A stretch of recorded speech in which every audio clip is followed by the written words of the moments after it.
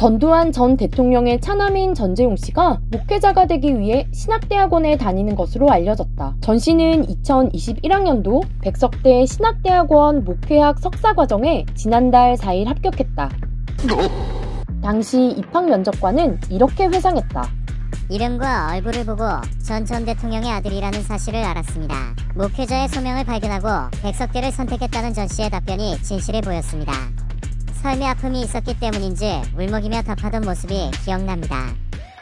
전 씨는 코로나19로 사이버 캠퍼스를 통해 신입생 영성 수련회에 참석했고 성경 통독, 신학 회복 운동 등의 과정을 이수한 것으로 전해졌다. 최근에는 극동방송 프로그램에 출연해 교도소에서 신학 공부를 결심한 사연을 털어놨다. 진행을 맡은 김장한 목사는 왜 신대원을 가게 됐느냐고 물었다.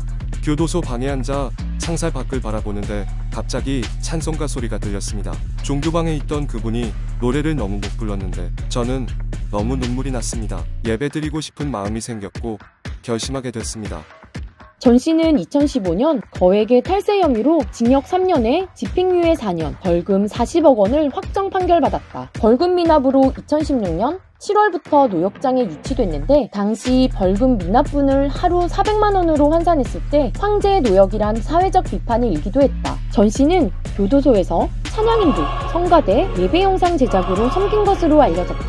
또 아내가 보내준 성경과 김양재 목사의 책을 읽으며 지냈다고 했다. 지난 2월 출소한 뒤엔 아내와 함께 우리들 교회에서 예배를 드려왔다. 전 씨가 신대원에 갔다는 소식에 네티즌의 반응은 뜨거웠다. 재산은닉과 탈세가 목적이라거나 아버지부터 회개시키라는 비판이 이어졌다. 반면 좋은 목회자가 되어 많은 영혼을 살려달라는 긍정적인 댓글도 있었다. 박상아 씨도 처음에는 남편의 신학을 반대했다고 고백했다. 누가 봐도 죄인인 우리 같은 사람이 하나님을 믿는 것도 숨기고 싶은 사실인데 사역까지 한다는 것은 하나님의 영광을 가리는 일인 것 같아서 고민이 됐습니다. 남편과 싸우고 안 된다고 했는데 하나님의 생각은 우리의 생각과 다른 것 같습니다. 목회자가 된다는 것도 이제 비난도 좀 많은데 그를 구원하신 것 자체는 하나님의 거룩한 뜻과 계획이 있다고 저는 생각을 하고 있습니다. 주변에서 조언을 하거나 또 신고를 하게 되면 당주 문제라서 사죄하고. 대중의 반응은 싸늘하지만 전 씨는 지난 7일 우리들 교회 전도사로 부임했다.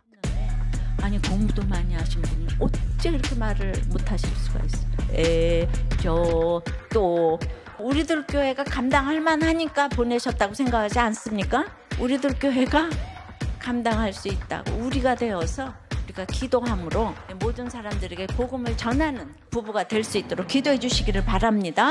교회 관계자는 담당 사역이 정해지진 않았지만 인턴십 기간을 지내며 교육받을 예정이라고 밝혔다.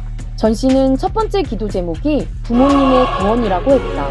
아버지 전두환 씨와 어머니 이순자 씨의 구원을 위해 기도하고 있다고 했다. 전두환 씨의 종교는 대통령 취임 전엔 천주교인이었다. 베드로라는 세례명도 받았다. 그러나 퇴임 이후엔 강원도 백담사에서 생활하며 불교 신자가 된 것으로 알려졌다. 신대원에 가기 전에 부모님께는 말씀드려야 할 것 같았습니다. 아버지는 치매라서 양치질하고도 기억을 못하는 상태입니다. 부모님께 말씀드렸더니 너무 기뻐했습니다. 아버지는 제가 목사님이 되면 제가 섬기는 교회를 출석하겠다고 했습니다. 그 말씀을 듣는 순간 목사가 꼭 되어야겠다고 생각했습니다.